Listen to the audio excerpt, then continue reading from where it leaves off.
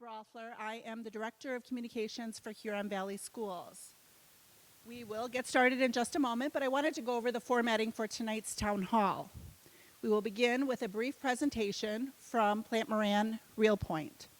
Once the presentation is complete, you'll have an opportunity to submit your questions, and the panel here will answer it.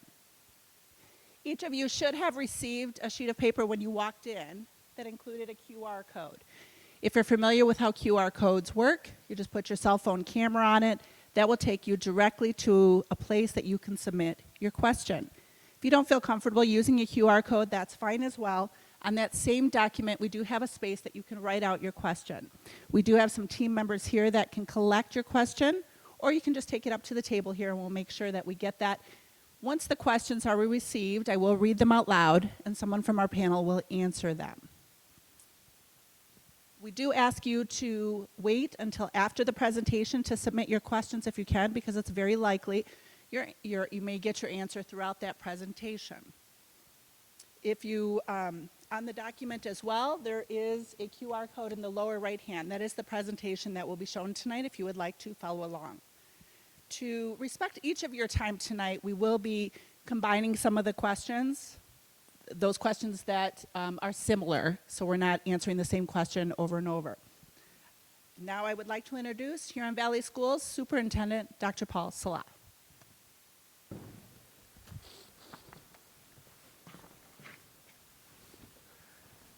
Hello, good evening. Deafening silence in here. Real quick, just by way of introduction, our Board of Education has been heavily involved in terms of being active observers of this entire process for the last 2 years, really over the course of two different sets of board members. So I just want to take a moment and recognize those board members that are here in the audience today. I know I saw Tom Wiseman, our board president. Tom, if you don't mind waving. Yep, thank you. Laura Dodd, our vice president, is here. Denise Pastana is here, our secretary. Michelle Ryan is here. Amy Grisomkowski is here, our treasurer, and Jacob Dimmick, also one of our board trustees. So thank you all for being here and for participating in this process. Also, there are several folks here in the audience that have been gracious enough to volunteer over the last 5 months to serve on the Strategic Planning Committee. So I'm just going to ask everyone who has served on that committee over the last several months and was a part of making this recommendation. If you don't mind just standing in the audience, I would be really grateful. And don't be all bashful. Thank you. Appreciate it. Let's give them a round of applause. Thank you. These processes are obviously extraordinarily time-consuming. Community members, staff, administrators who took time away from their families to be here or to be a part of this process and to ultimately pore over the data and make what they felt was a responsible recommendation to help us as we vision out into the future as a school community. So really appreciative of them. So I'm going to kick us off with this one slide, and then I will turn it over to Paul Theriault from Plant Moran Cressa. And Paul's over here on the end of the stage. Paul, if you don't mind waving. Paul will be here not only to deliver the presentation, the recommendation, but also to help us facilitate any responses to the questions that you might have. We also have John Tavernier, Assistant Superintendent for Teaching, Learning, and Technology here. He'll be able to answer any questions related to the programming aspects of the presentation, and then Jeffrey Van Gotham, our Assistant Superintendent for Business and Operations. He obviously knows the ins and outs of the financial aspects of this. So I want to take you back to pre-2019. I actually started with the district in December of 2018, long before we went through COVID and all of those pieces, when we were actually planning and preparing for the bond, the 2019 bond, where we recognized through committee work that we had over $400 million worth of needs in the district. And at that time, I was really just sort of getting familiar with the district. I was wrapping my mind around enrollment trends. I was wrapping my mind around instructional programming, really looking at systems and culture and all those pieces. And so when you're starting as a new superintendent, you're doing a lot of talking, engaging with people in conversations, trying to vision forward what your school district is going to look like, and really trying to get a lay of the land. And so what struck me almost instantly when I was at one of our middle schools was I was at an event. It was like a choir event. It was an honors night event where we were recognizing students for their accomplishments. And I remember thinking to myself, wow, we actually don't have that many students being recognized, and I thought it was sort of unusual.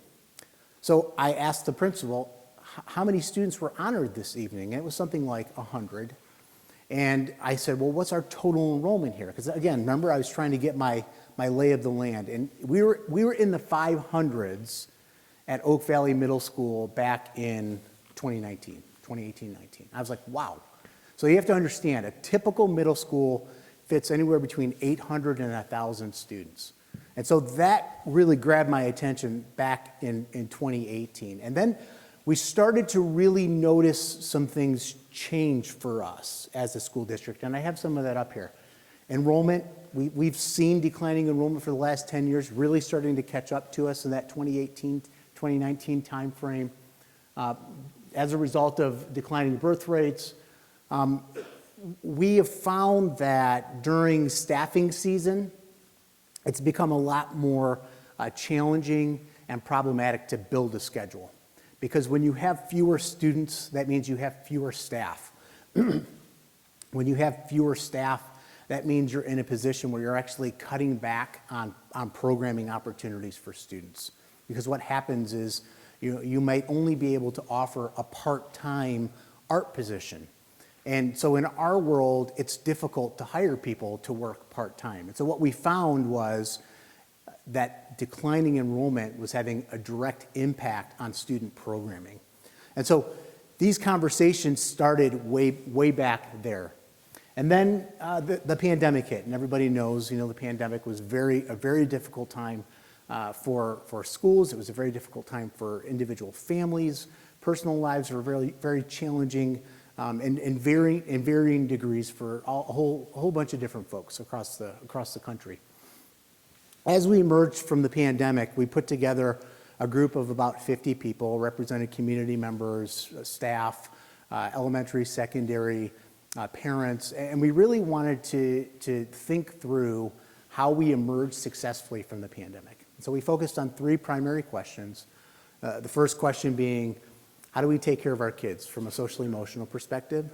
The second question being, what new or innovative type of programming do we need to think about in terms of helping students transition out of the pandemic? Meaning, some of our students really struggled with not learning all of the standards that needed to be learned because we were in less than ideal circumstances throughout the pandemic. And then the third was, how do we prepare students for jobs that don't even exist today, the new economy, if you will. That was a wonderful process. It gave us a lot to think about. And as we were wrapping up the task force work, we made a smooth transition into our strategic planning because our previous strategic plan was coming to an end, and we needed to really spend some time visioning forward what our district would look like for several years to come. And so the strategic planning committee was made up of about 70 people. So mind you, 50 was task force, about 70 in the strategic planning work. The strategic plan divided up into 5 goal areas, and we had 5 subcommittees that met every other week and really wrapped their minds around action steps and implementation steps as it relates to our strategic plan. First goal, first committee was innovative programming. Second was resources and infrastructure. Third, marketing communications. Fourth, safety and security. And fifth, social emotional learning. So those were the 5 goal areas. Strategic Plan 2.0 focuses on the first 2 goals: innovative programs, resources and infrastructure. And the 2 go hand in glove because what we found was there were a lot of things, a lot of opportunities that we wanted to provide for students, but we couldn't necessarily do that if we were heating and cooling and maintaining buildings and square footage when we didn't have students occupying that square footage to the degree that they should be, right? So that led us to that Strategic Plan 2.0 committee. We're going to hear from Paul Theriault from Plant Moran Real Point regarding the data analysis and the aspects that the committee considered around building enrollment, the condition of our facilities, and the percent degree to which our buildings are utilized. And from that, the committee reviewed some key takeaways from Plant Moran and ultimately spent a good month asking very detailed questions that brought us to the recommendation and to this very evening, where we are today. And so with that, I just felt like that was really important to help lay the context. And the reason why this is a funnel is because this decision has really been ongoing for the last several years. And with each year, we've distilled down to where we are today through a very thoughtful and meticulous and data-driven process. So with that, I'm going to invite Paul Theriault from Plant Moran. We can give Paul a nice round of applause. So, yeah, thank you, Paul, for being here. There you go. Thank you. So we obviously work with a lot of K-12 districts across the state of Michigan, from Detroit to Lansing to Grand Rapids, up to Harbor Springs and back again. So this is a topic that's on a lot of districts' minds in the state. Declining birth rates, declining enrollment, puts a lot of districts in similar positions. So I wish this was the first time we've done this, but it's not. We've worked with a couple dozen districts in Southeast Michigan alone with helping work through these types of scenarios. Really, we looked at a lot of different factors, really tried to leave no stone unturned in our assignment, part of which was facilitating the Strategic Planning 2.0 facility committee,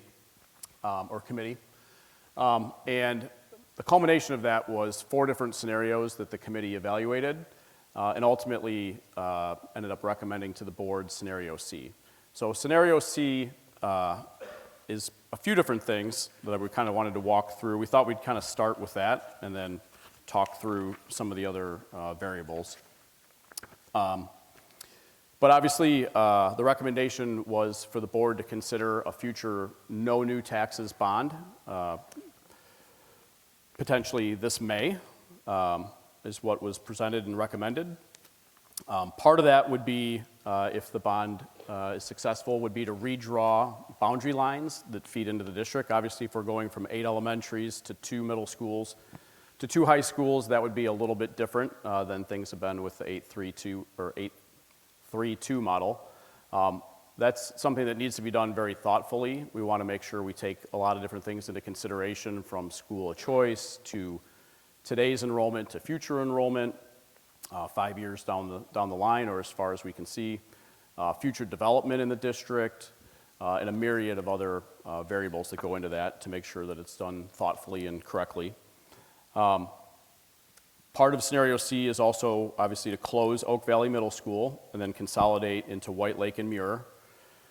That would potentially happen in the fall of 2025.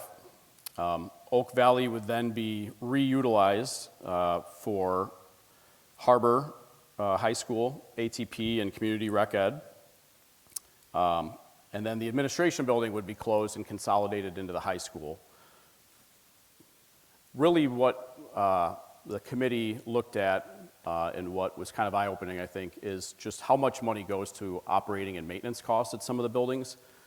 And as the district has lost students over the years, that footprint hasn't shrunk recently. It did several years back, but it hasn't in the last 4 or 5 years. So a lot of dollars are going to pay those operation and maintenance costs and not going into the classroom.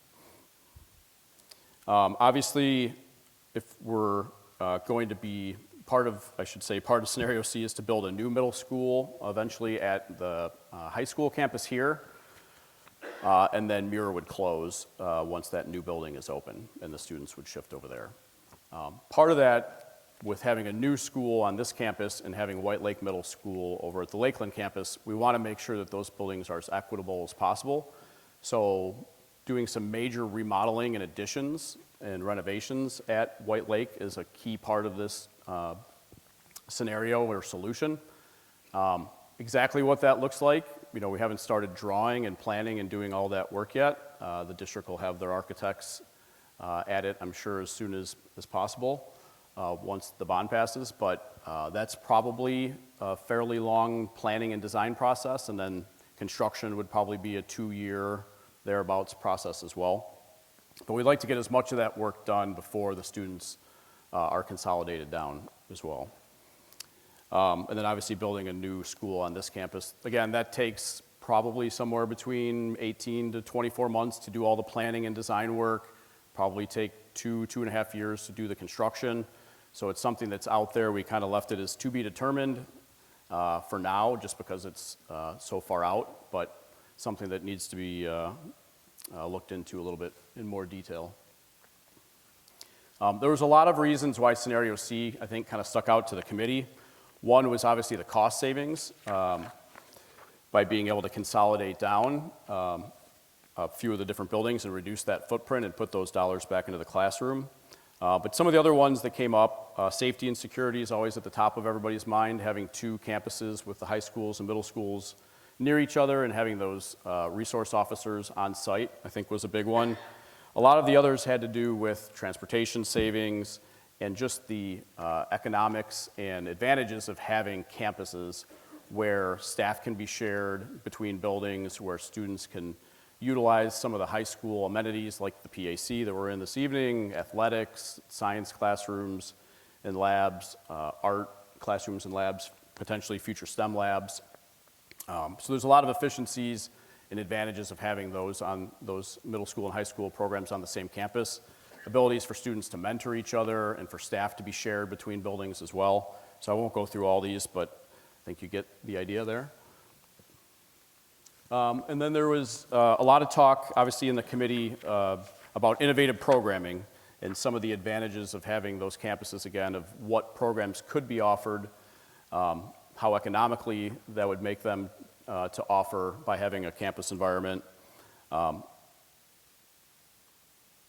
then block scheduling and transportation advantages and some of the other things that were thrown out there. It doesn't mean all these things will happen, but it was easier to envision them happening with those campuses versus having schools spread out all over the district.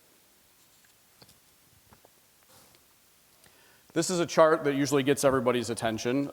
We've all probably lived in Michigan a long time, but this is the birth chart for Oakland County. You can see back in 1990, there were about 17,000 live births in Oakland County. If you fast forward to today, there was about 13,000, and that's actually up a little bit after COVID. There was a little bit of a baby bump there. So you can see 4,000 births a year across the county doesn't seem like a lot, but it is when you add up all the way K through 12. It's a reality that a lot of districts have had to deal with. If you looked at the chart for Wayne County, it's pretty similar. Macomb County is pretty similar. Southeast Michigan has been pretty flat over the last 10 years, but the population's aging, and people are waiting longer and longer to start families and have children and having fewer children. So again, this is not a unique situation here. This is the impact directly on the district. So you can see back in 2016, there were about 9,200 students in Huron Valley schools. Fast forward to 2023, and these are, these I think were our projection numbers. I don't think these are the actual fall count numbers, which are pretty close, but not exact. But we had projected about 8,052 students, so you can see there's about a loss of 1,200 students just in 7 years. One thing that surprised me was how many of those students are from outside the district boundaries. There's about 900 students that are that do not reside inside the district.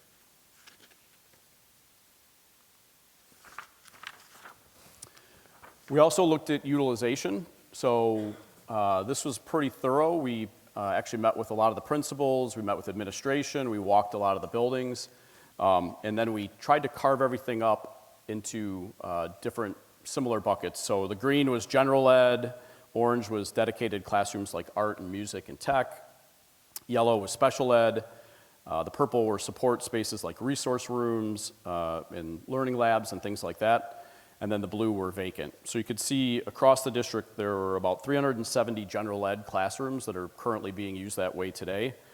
But there are a total of 509 potential classrooms. These are rooms that could hold 25 to 30 students that likely were classrooms back when the enrollment numbers were higher, or could very easily be turned into classrooms if needed.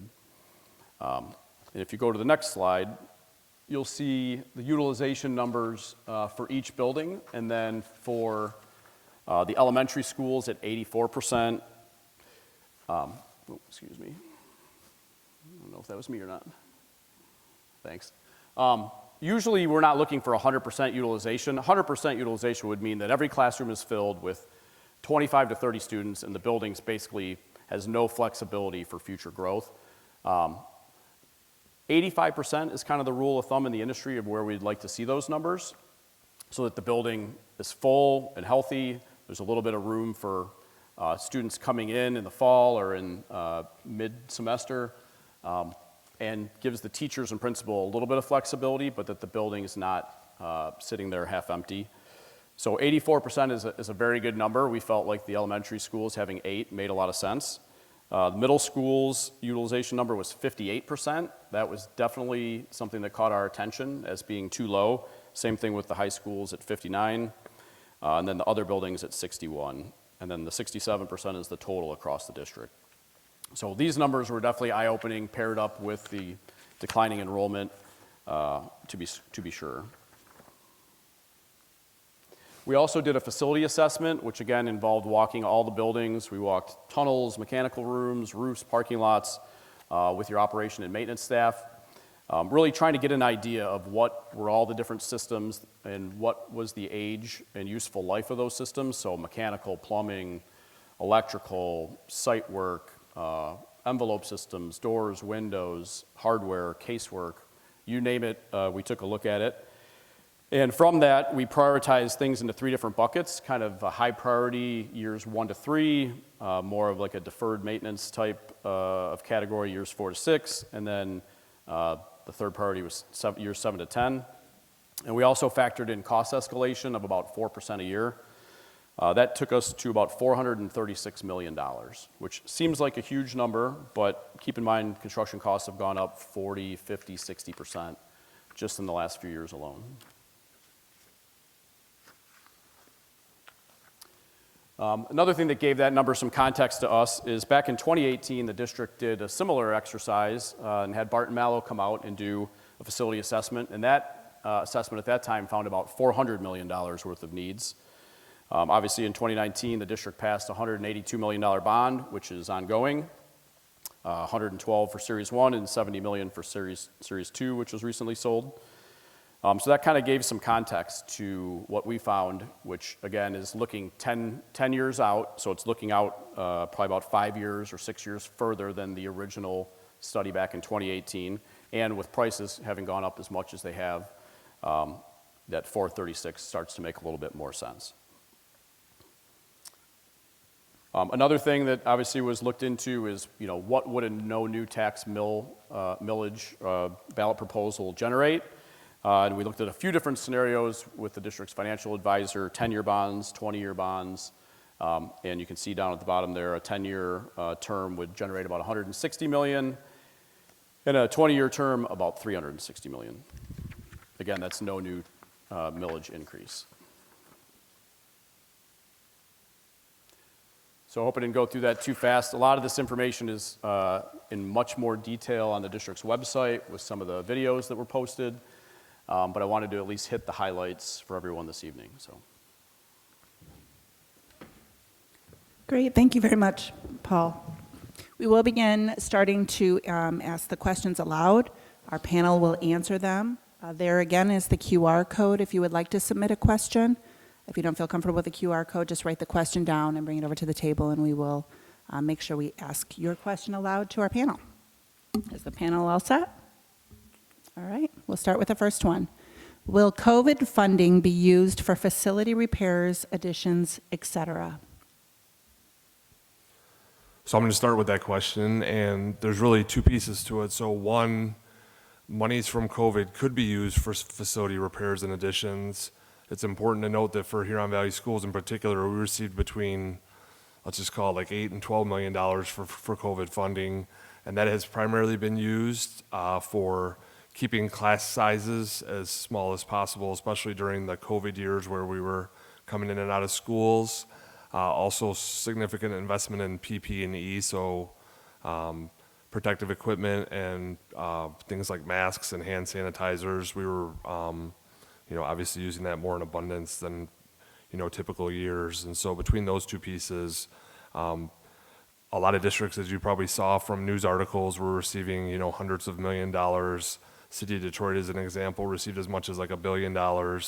When you were getting those kind of dollars, it was easier for them to make decisions from a building renovation or repair standpoint. But for us, receiving the money that we did, it was primarily driving class sizes at a reasonable amount, coupled with just some supplies we needed to keep the buildings going when we were experiencing ups and downs with COVID.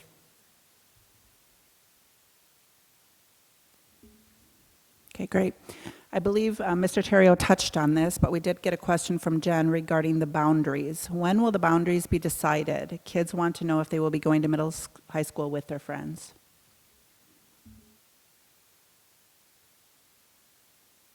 Sorry. Yeah, sure. Yeah, thanks, Barb. That's a great question. So the boundaries question will likely be finalized in the fall of 2024. There's actually an extraordinary amount of work that goes into redrawing boundary lines, including several factors, considering how free and reduced lunch might impact a building, and ensuring that we have proper balance. If you, for example, look at Highland Elementary School, they're our lowest from an enrollment perspective. So we just need to look at what the implications might be based upon drawing the boundaries in a number of different scenarios. And there's a tremendous amount of work that goes into executing a process like this. The next several months will be focused on working with our architects and our construction managers, looking at the implications of a future bond. There's a lot of design work that goes into those processes, and we just need to make sure that we focus our time, our energy, and our attention in the right places and anticipate potential questions as it relates to transitory activities, meaning when you're combining two groups of students from different buildings, you want to make sure that you honor and recognize and celebrate the schools that they've attended, and there's really methodical processes to being intentional about doing that the right way. So I would say long answer, but the short answer is fall of 2024. Great, thank you. How are you going to protect the traffic issue on Lone Tree Road?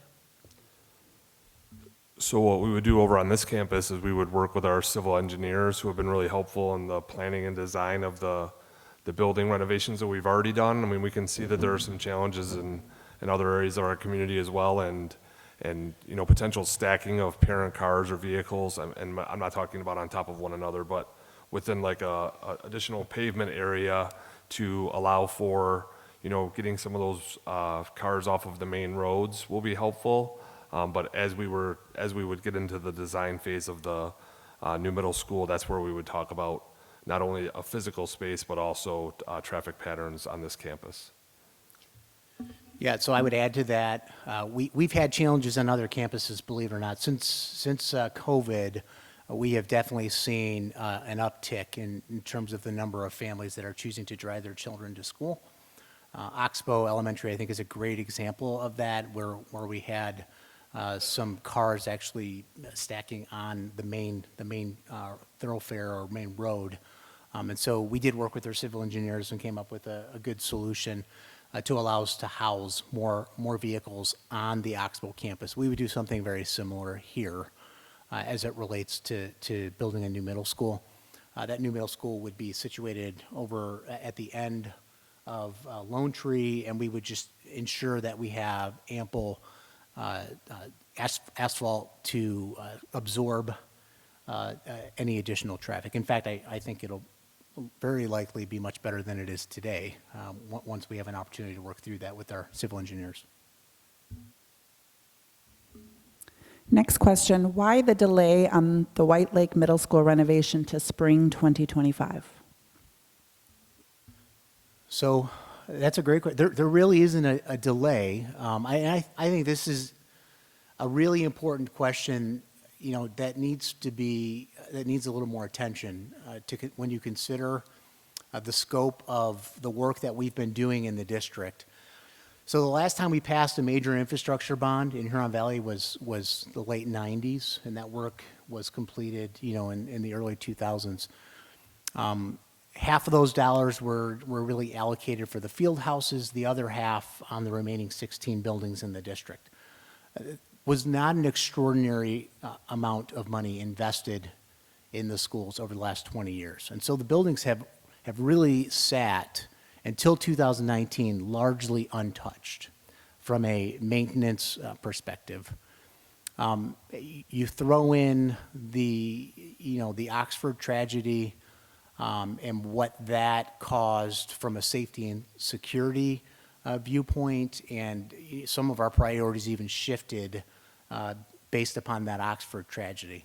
So White Lake Middle School has always been in the mix, along with the other middle schools, in terms of when work would get done. But we knew that we had enrollment challenges, in particular at the middle school and high school level. And we didn't want to begin major construction work, and then have to come to the community and say, we just invested $60 million in our middle schools, but now we don't need one of them. So we've been very deliberate until this committee met, considered the data, made a recommendation to the board, and once the board makes a final determination on the recommendation, that will determine basically the timeline moving forward. So hypothetically, if the board were to approve this proposal on the 18th, and this is why the timeline is so important here, it will take our architects a good 6 months. They'll say 8 months, and I will push back and say, let's do this in 6, to do all the plans, the master planning of what White Lake Middle School will look like. And then we will need to phase in the work over the course of 2 or 3 summers, because there's an extraordinary amount of work. As I mentioned, we haven't touched these buildings in over 20 years. And what we're finding behind the walls when we go in to do the work has been really challenging. You just think about your own homes and how expensive it is to replace a furnace or a roof after 20 years. Well, our school district is 1.7 million square feet. So multiply those projects in your homes by 1.7 million square feet. It gives you a pretty good idea. So it will take 6 months to do the master planning for White Lake. We'll go out for bid in the summer, and I would expect that we will start the work in the 25-26 school year, or I'm sorry, 24-25 school year, giving us an opportunity to, when we make the move, that we will have done some of that construction work, that we'll have a safe and secure entry at White Lake and things of that nature. Next question from Anna. Did the planning of future enrollment consider all of the new neighborhoods being developed in the area? Yeah, so I can take that one. And there's some additional information probably on the website to this point. But we did look at the district's footprint along with some surrounding cities in the township. We talked to White Lake, we talked to Commerce, obviously Highland, Milford, et cetera. And we found over the next 5 to 10 years, there are about 2,800, I think was the number, 2,800 new units planned, from Kensington Ridge to a whole list of, I think there was 15 or 16 different developments across this area. One of the things that always surprises people is there's a factor that the demographers use as far as how many students can be expected at the K-12 level per unit. And that has to do with a lot of different factors. Some of the developments in this area like Kensington Ridge, for example, are age restricted to 55 and up for the majority of those units. Some of the developments are not inside the district boundaries, but maybe just in neighboring districts across the line, so to speak. And when you factor all that in, we actually took a factor of 0.417, which is the number of students expected per new household in the district. So even though there was 3,000, if you take the age-restricted units out of that equation, so to speak, or you reduce those down, you reduce it down by the number of those planned units that are outside the district's boundaries, which we would expect to get some students in, some school of choice students in, but not all of them. It really equated to about 300 students across the next 10 years, which is about 30 a year. So while at first we were really excited that, oh my gosh, there's all this development coming in, when we started to do all the math and got to the bottom line and saw it was only about 300 students over 10 years, we realized that that was not going to solve the current enrollment decline.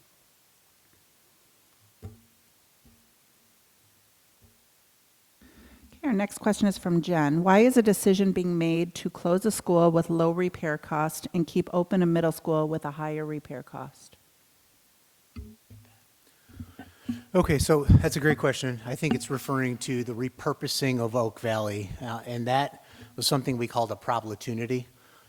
We are trying to balance the competing challenges that exist across the district.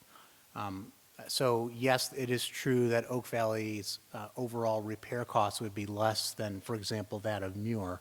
But when you look at total savings and you include things like two-tier busings and things of that nature, really was actually pretty close to neutral.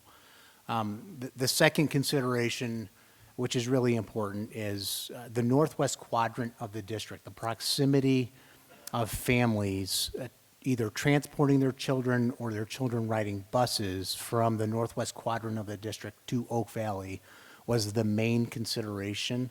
And I'll just tell you, the committee pretty much from the get-go recognized that that was a significant issue, and any scenario that included Oak Valley remaining open was quickly eliminated by the committee.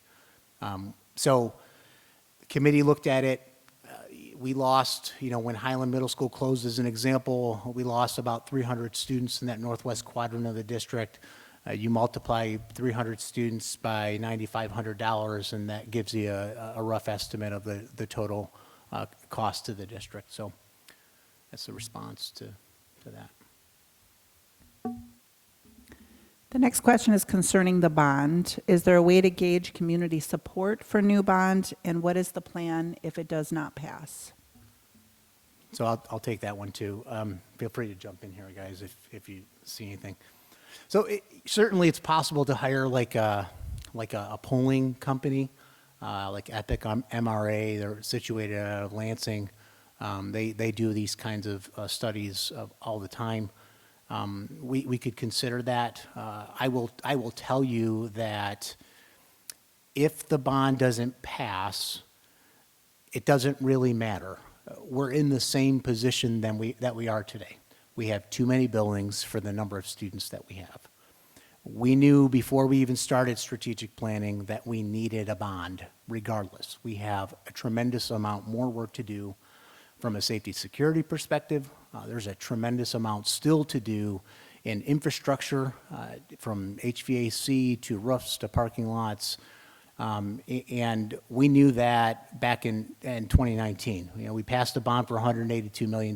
We had $400 million worth of needs. 5 years has gone by. We're spending the $182 million, but with escalation and inflation, costs have increased, not decreased. So we still have over $400 million worth of work to do in this school district. So if the bond doesn't pass, then we Band-Aid. And we Band-Aid and we Band-Aid. We will be in a pretty tough position, frankly, from a ability to maintain our buildings and to continue to make the safety and security changes that need to be made. To give you an example, 18 years ago, I was deputy superintendent in the Wayne Westland Community Schools. What we had in place 15 to 18 years ago, Huron Valley is just now starting to get into place with this current bond. We had 150 cameras district-wide prior to the bond passage on different technology platforms. It was sort of piecemealed together. Now we have 850 cameras on the same system, which allows us to seamlessly monitor our buildings and ensure that we're maintaining a safe environment for our students. So not passing the bond it would be extraordinarily challenging for the school district and the community as a whole, in my opinion. Next question from Anna. How will any changes make us more competitive with surrounding districts? So I'll take this one. This was really a focus of our teaching, learning, and technology team, and we really focused on innovative programs. One of the examples, or I guess I'll start with one of the challenges we've had with the lower enrollment in the middle schools, has been the ability for us to provide elective programming for our middle school students. So as a building shrinks in size, they get more and more difficult to staff. One of the things that we've had in place for many years in Huron Valley is teaming at the middle school level. Unfortunately, with declining enrollment, those teams have had to suffer. And teaming is where kids are sort of a smaller learning community having the same core teacher as part of the team. One of the things we talked about in this program as we were going through the idea of having larger middle schools was being able to offer expanded elective programming. We talk a lot about Huron Valley being a destination district for students. That's in the arts, the athletics, the academics, and the extracurricular activities. Having larger middle schools gives us the ability to bring in more staff to offer more electives.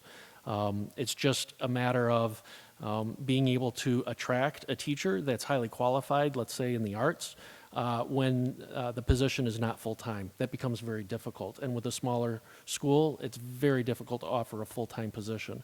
So when we have larger buildings, it's much more likely that we'll have full-time positions offered and can attract highly qualified teachers, particularly in the arts. So that's just one example of where we're looking at larger buildings giving us greater opportunity to provide better programming, more enhanced programming in all of those areas. We call it the AAA or the AAA plus activities, the after-school activities, and that was a major focus of our work. Okay, the next few questions are centered around the middle school changes. If Muir is to be closed anyway, why not consolidate the kids to Oak Valley, the much newer and up-to-date school? So twofold response to that. One is the northwest quadrant, which I've already spoken to. That's the primary driver there. The second piece is essentially it delays the implementation of Scenario C, which also includes moving Rec and Ed, Adult Transition Program, closing the administration building, closing the Brooks Center. That's where the cost savings comes in at about $500,000 to $700,000 annually. So that would be the rationale for that. Okay, next question. Why move all of the kids now when the completion of a new school is so far away? So again, that really speaks to my response to the last question. The longer we delay, it's roughly $500,000 to $700,000 annually. Reduces our ability to implement some of the programming changes. Teaming is one great example of that. As long as we have buildings of 490 students to 512, we can't implement things like teaming. Students are missing out on elective programs and opportunities. So that's the rationale for doing this more expeditiously than waiting a few years. With Muir staying open for potentially another 2 to 4 years, is the building capable of taking on all of those new students from Oak Valley? Short answer is yes. That building has capacity for 960 students. Right now, our total general education enrollment is 1,592 students. So we have capacity. Would a new middle school retain the Muir name, or would it be rebranded? It's a great question, and honestly, we haven't even thought that far down the road. Certainly, there will be a lot of discussions about honoring the legacy and the history and the past, and so we would be very thoughtful about all of that. A question here from Drew. How were the estimates for student flight to other school districts made?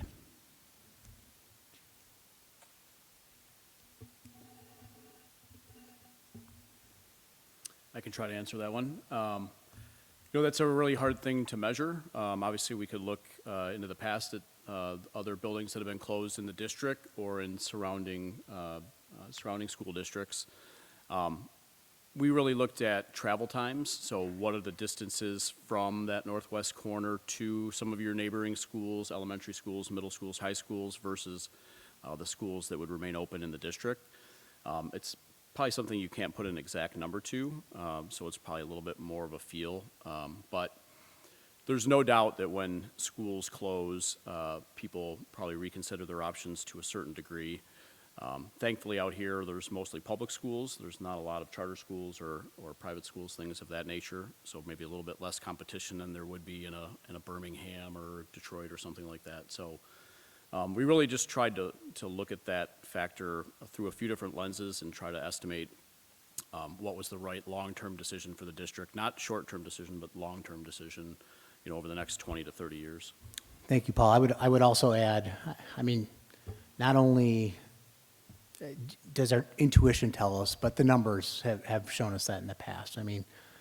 We did lose several hundred students when we closed Highland Middle School, and the feedback that we've heard all along the way is, that extra 2 miles is going to add 20 to 30 minutes to my child's commute on the bus. It's just not going to work for us. I know we'll lose families as a result of that. So that is a huge factor. I feel very proud of the quality and caliber of all 3 of our middle schools.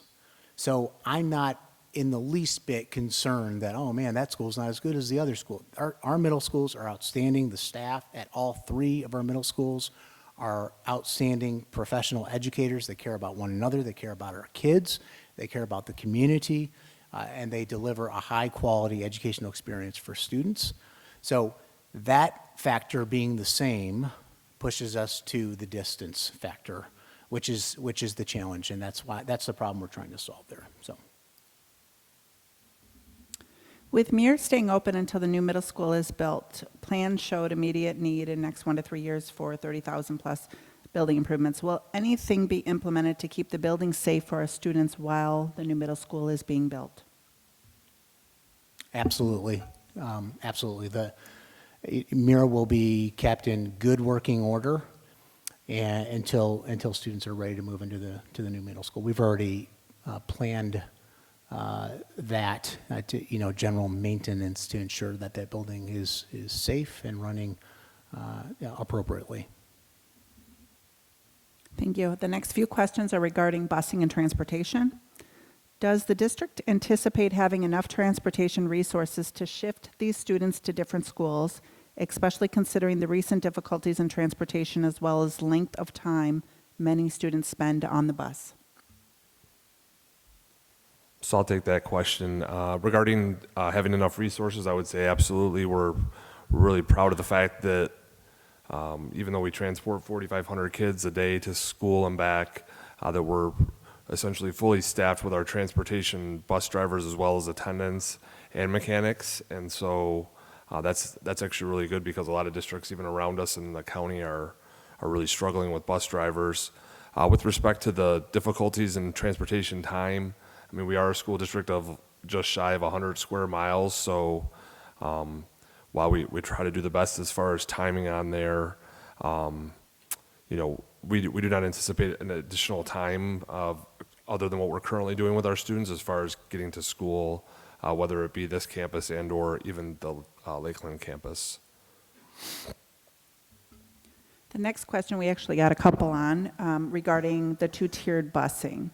Looking at the data of other school districts that combine the middle school and high schoolers being on the same bus, as well as what safety concerns of putting those two age groups together. And so again, as we plan potentially doing a two-tier system, which would again be a 4 or 5 year move, we would really look at students that are riding to both campuses. And under any scenario, I could really see a potential for there still being enough students on a middle school bus that they might ride independent of the high school. But really, until we get into the numbers and as we look at where the students will end up under this new campus model with a Milford and a Lakeland campus, we would probably be in a better position to answer that. But Paul, did you want to add on to Yeah, that? thank you, Jeffrey. I would add to that, you know, we have seen this in the past, not only here, but in a lot of other school districts. You know, you think about school districts that are like ours that are 100 square miles or larger.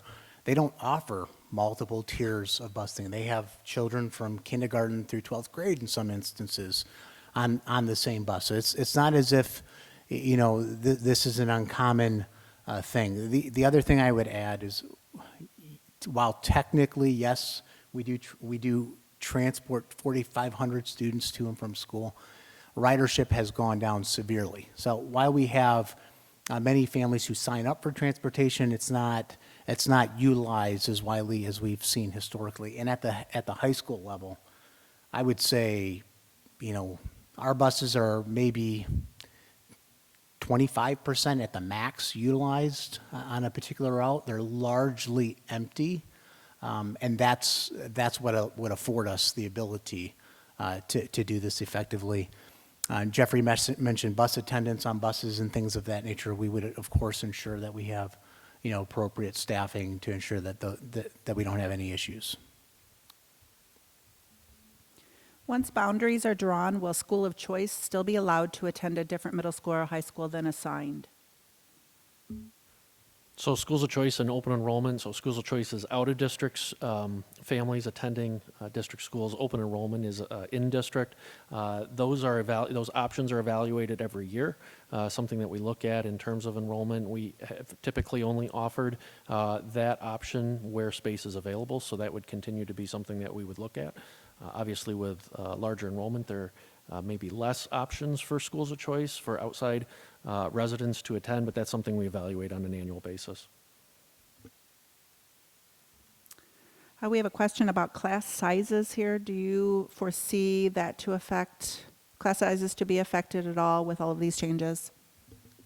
So class sizes are set by our collective bargaining agreement with the association, and that doesn't change with the closure of a middle school. So as we look at staffing for our schools every year, it is based on enrollment. So with more students or higher enrollment, it's higher staffing. So overall, the class sizes would not change when we're looking at the future projections. We have a few questions regarding Harbor High. If Lakeland High School can host and coexist with the IA as an alternative choice, why can't MHS host Harbor High as an additional choice, given it is already sized for adult-sized learners as opposed to renovating Oak Valley?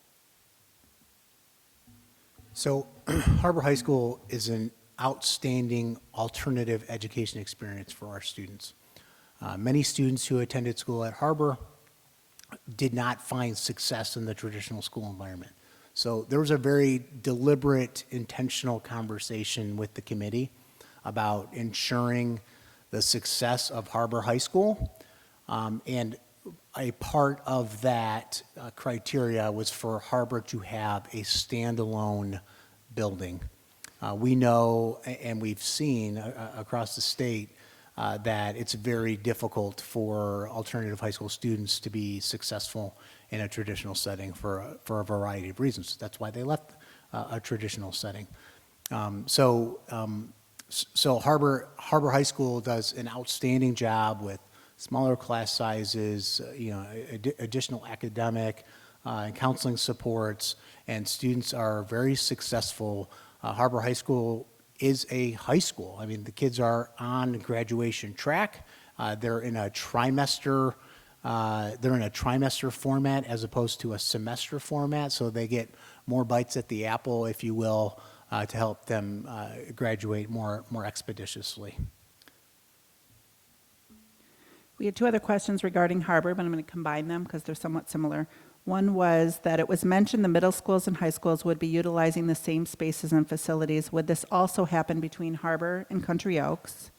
And then the other one that's similar is, do you have any safety concerns about putting Harbor next to an elementary school? So there would be no reason for Harbor High School to occupy space with Country Oaks. And no, I do not have any concerns about the safety of students at either campus. And then added on to that would you consider any extra security at Country Oaks when that move were to take place? So Country Oaks actually already has private security. We do not have private security in every one of our buildings, but we do currently at Country Oaks. I could see that becoming more systemic across the district as a whole, but, largely that conversation is more long-term thinking, but I anticipate Country Oaks having that support for at least the next 3 years, minimally. Can you explain where the middle school will go exactly? Will it be in the practice field by Heritage? If so, where would all of those practice fields go? So right now, if we're going to be, so it's going to be, as Dr. Salah alluded to, we're going to be south of where this building sits and kind of right between Heritage and Milford High School. We actually own a pretty good chunk of land over there, so anything we do from a new building perspective, we have also had as part of our draft documents, another practice field or space that could have then again be shared with probably some of those same groups. But we do have enough space over here to accommodate a new building, parking lots, and a new field should we decide to put that in there with our new build. So while that is a concern, and we know that that's a big community space for not only the marching band but also the Mustang program, we're confident that we can have all of those things coexist on this campus.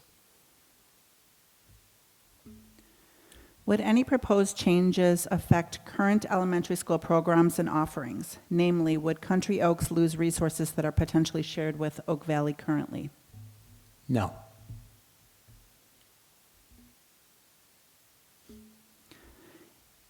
Let's see, Daniel wrote, if I'm not mistaken, the utilization rate for the high schools was almost as low as the middle schools. Is this also a concern that needs to be addressed? Daniel, that's very accurate, and I'm glad you lifted that. Yes, that was a concern of the committee as well, and I mentioned the opportunities. That was one of the opportunities that we were trying to solve.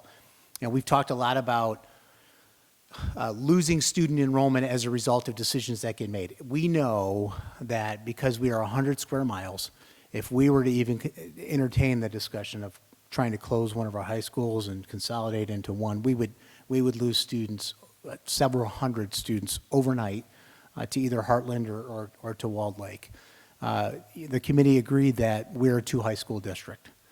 So that being said, that said about the challenge to be solved, which was underutilization. There are a couple of things that we can do to tackle that. One, you heard the recommendations to repurpose Oak Valley, which is one of our newer buildings, and that includes in part moving the adult transition program from Milford High School to Oak Valley. That will allow the administration building to close and to move the administrative offices into Milford High School. That will drastically increase the utilization. In fact, John and Jeffrey and I had an opportunity to have a sit-down conversation with our architects as well as Principal McKenna and look at some different options for where everything might be configured. And we are still looking through all of that, but we were able to determine that just about every classroom could be occupied with the administration building taking space in this facility, and that would remove the concerns that we have about underutilization while taking a building completely off line and reaping the cost savings. The other piece I would mention is, teaching and learning continues to change. There's a lot to be said about project-based learning, STEM labs, large group instruction spaces. We will be able to creatively use our current spaces in some unique kind of ways and offer opportunities for students, and increase the utilization through just construction work that we will do down the road. The next question from Kathy. In the construction plans, will there be green sustainable components, example solar, to reduce future cost of operation? So two pieces. One, talking about the current setup that we have. So most recently, within the last several weeks, the energy that we are buying, we actually just agreed to an extension on our energy, which will include approximately 30 to 35% of our electricity coming from solar. That coupled with the fact if we have a new middle school built, that we will take a look at green and sustainable pieces to that. And then again, as we've talked about some of the bond initiatives, we're not really opposed to solar on any of our buildings. It's just a matter of solar is still very expensive, and so the cost benefit of putting solar on in lieu of being able to do some other project is just weighing the costs and benefits of that. But we are a district that is really, trying to do our best to incorporate some of those solar components, if you will, with anything that we do going forward. But I think it's also important to note that the average age of our buildings right now is like 46 years old, and so some of those it's going to be difficult to even be able to transform those into having solar components. But we are taking a look at it as we are with all of those things that we need with respect to our buildings.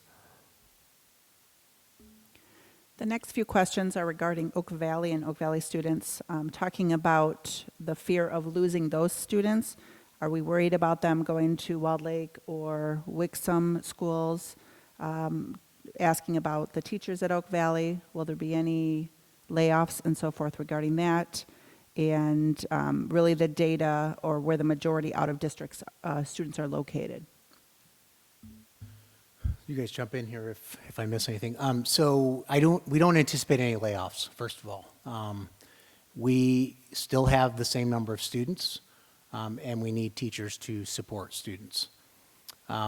Certainly, we are committed to working through a transition period, and even if that means we carry additional staff, there will be plenty of work to do over the next couple of years as we work through the transition. So that takes care of that specific aspect of the question.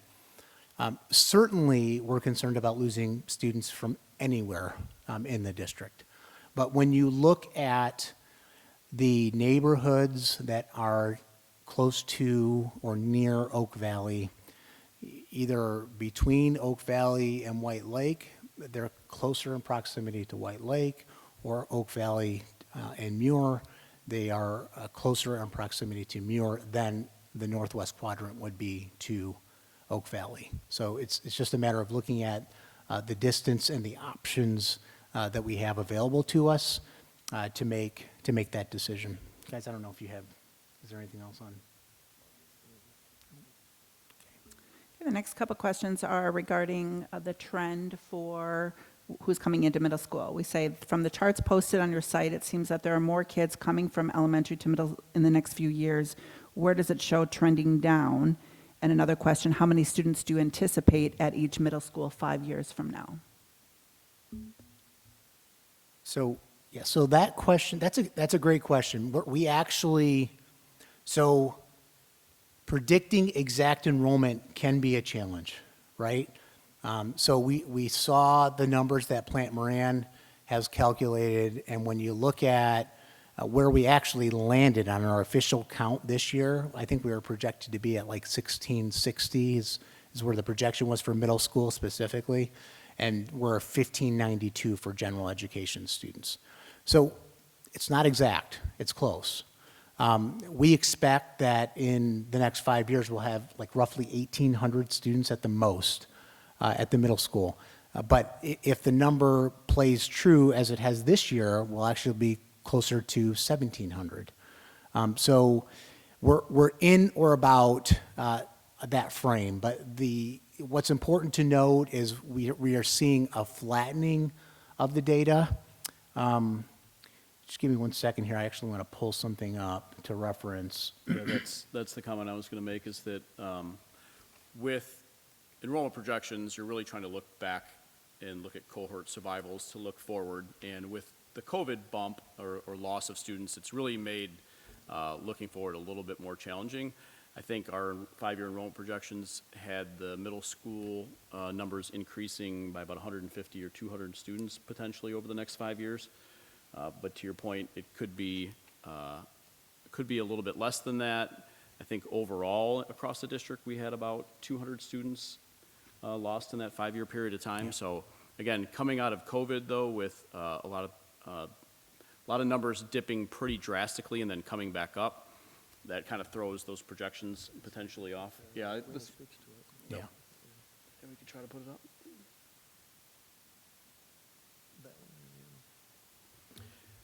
Yeah, so you can see even some of the data from the county. I think that last column of data is a projection. They don't release the birth rates until about 18 months, after the year ends, because they've got to go around all the hospitals and count all the babies and then do a lot of math internally and then push it back out again. So it is a projection.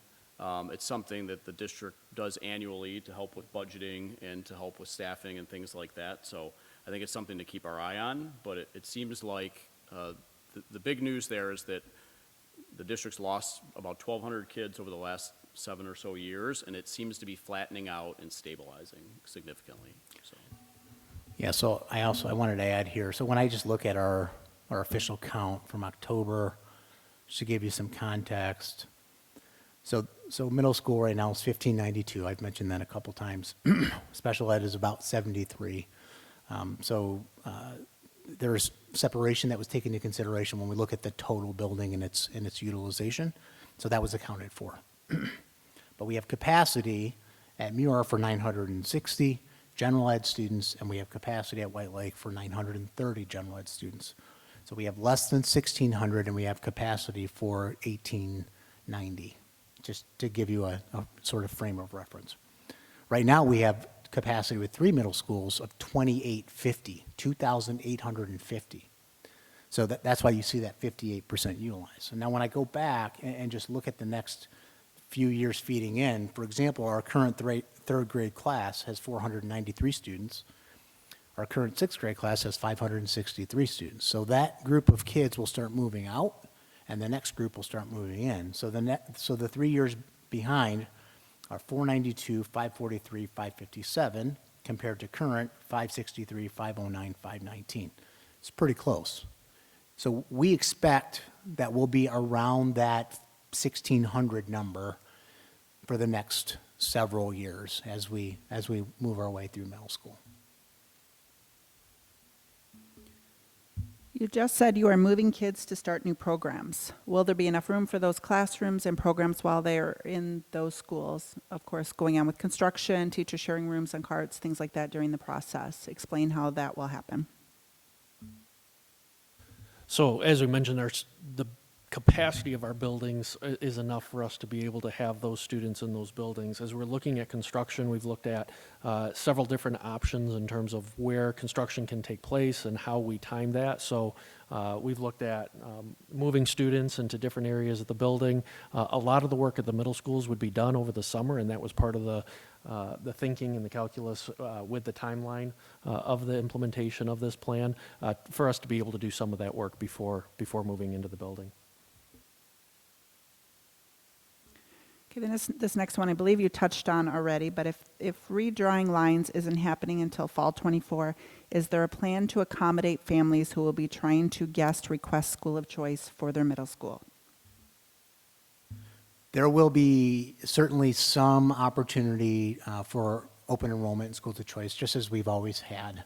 But similar to this last school year, because requests exceeded the number that we could support out of Oak Valley, we had to cut it off. And so we will have to do that this year as well if that were to happen. There's no way to build a schedule when you're getting to some of the numbers that we're seeing, which is part of the challenge. That's why we're having this conversation right now, and that's why the committee is making the recommendation that it's making.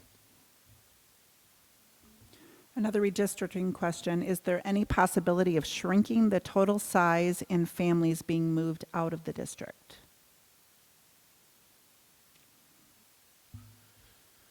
I'm not sure I understand the question. Maybe, so who asked that question? I was going to say Justin asked it, so Okay, if you want to Ju- ask and yeah. elaborate, we can No, come back Justin to it. can just, if you can, because we have some more questions to get through here. Maybe Justin can connect with one of us at the end, and we can Okay. talk through that. Sounds good. Next one, many families move to a small town downtown area because of the appeal of living in and having kids attend schools within a walkable community. How do you project eliminating mirror to affect the draw of people looking to live in the downtown area? So I would say there were several pros and cons that the committee weighed. Pros included opportunities that having a shared campus provides. Things like middle school students being able to access some of the high school sophisticated classroom spaces and equipment that is available. I mean, we're looking at some pretty significant investment in the former leisure pool areas to create, really neat and sophisticated STEM opportunities for students. Students will be able to access those facilities if they're on this campus. Some of that's already happening at the White Lake campus, for example, using some of the athletic spaces and some of the building spaces that have some of the more high-tech equipment and investments that we've been able to make at our high schools. So there were several pros when the committee was weighing scenario C from a programmatic as well as a cost perspective. It's way more cost beneficial, which allows for greater programming opportunities for students, and just the proximity allows for greater opportunities for students. The one con was the loss of the downtown school. And the committee weighed that, they considered it, and at the end of the day, the recommendation that was put forward was ultimately what was best for student programming in the long run.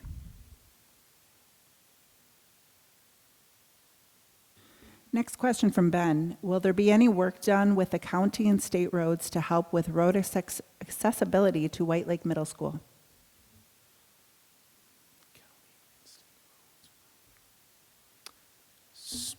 So I'm not really sure what issues there are in terms of road accessibility at the Bogey Lake campus. We have a tremendous amount of space for stacking vehicles.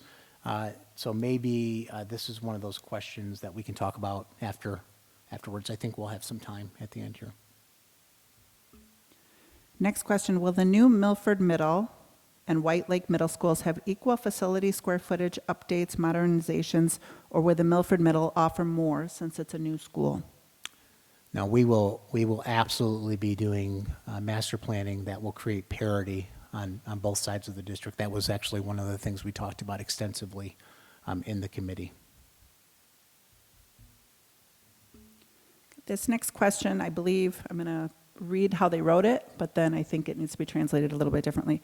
What's your plan what's your plan if the citizens vote no to building a new middle school? I'm clarifying it as assuming if the citizens vote no on the bond. Yeah, sure.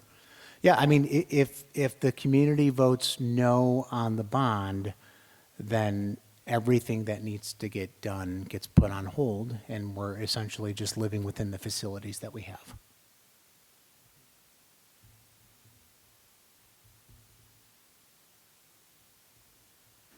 Okay, one more question here. I have a student that will start high school in 2024. When will I know which high school they will attend?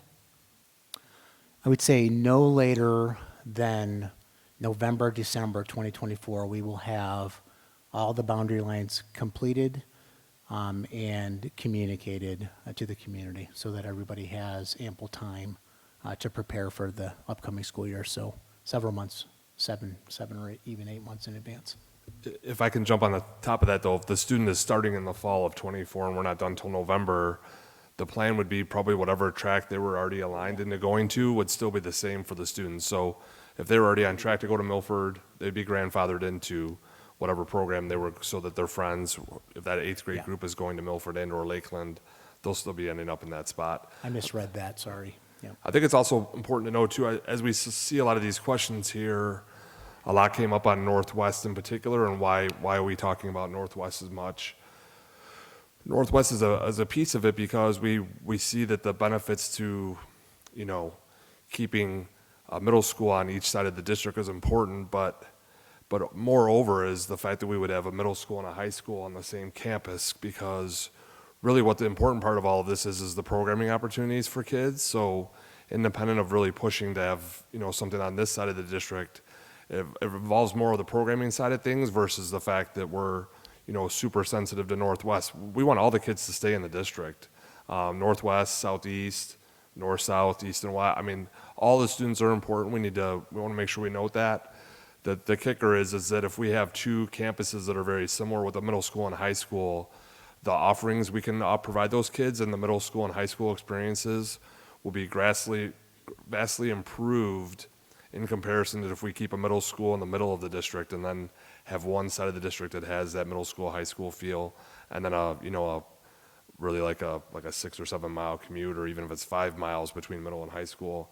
We just think that the offerings, again, when we talked about program offerings or innovative programming, coupled with the resources and infrastructure, it just made sense for us. Overarching is the fact that we could do the innovative programming and have more opportunities for students on those two campuses than the fact that we just, we're sensitive to the Northwest kids, because, I live closer to the southeast side of the district, and obviously I'm sensitive about those families as well. And we feel that with this particular programming that we want to consider doing and that the board will ultimately vote on, the biggest need is the programming for the kids and having the right teachers in the spaces, which is the middle school and the high school, and having two very similar campuses that will have very similar programming, so that whether I live on the east or west side of the district, my students will be taken care of, not only in elementary but in secondary. So I wanted to a lot of these questions are saying, we're talking about Northwest. Northwest seems to be on our minds a lot, but it's really all of the students. Northwest is a piece of it with the kids that could be lost potentially if they have to drive 14 miles to their middle school. The biggest kicker is having innovative programming and a really solid secondary program where wherever I'm at in the district, I have a good middle school and high school piece to work from. I think that's the important part to take out of that. We have time for a last couple questions here. Brenda would like to know, in regards to special education resources, which are often different from building to building, how will the special ed needs be met with the new building and different configurations? Yeah, so thanks for asking this question, Brenda. This is something that we've been talking about, and I saw earlier our special ed director is in the audience here this evening. So one of the things that we strive for is that our special education students, particularly those that are in district level programs, are able to follow their peers as they move from elementary to middle school to high school. And unfortunately, right now, that's not the case in all of our programs. And so one of the things that we've talked about as part of this presentation and recommendation going forward is that we look at those special ed programs so that those students are following their peers as they move up through the levels. So that is absolutely something that we will be doing, and we work with our construction teams and our architects in making sure that we have spaces that meet their needs. One final question here from Erica. Do you keep siblings at the same high school even if the boundaries change? Yeah, that's a great question, Erica. Yes, of course. And that's part of the reason why we need some time. We need to look at all of those factors and what the implications will be when we're redrawing boundaries. It's a great question. Great, that concludes our tonight's town hall. We appreciate all of your questions. If you have any further questions or you don't feel like your question was completely answered tonight, we do encourage you to use the communications@hvs.org email. We do respond to those emails regularly. We also want to remind you that all of the presentations from Strategic Plan, all of the PowerPoints, the discussions that we've had at every one of our Strategic Plan meetings, and there is also a frequently asked questions document on our website, hvs.org. You just need to hit the Strategic Plan tab, and that should have a lot of the information that we discussed tonight, plus much more. But please do not hesitate to reach out to the communications@hvs.org email, and we will get back to you as soon as possible. We appreciate you all being here tonight, and have a great night.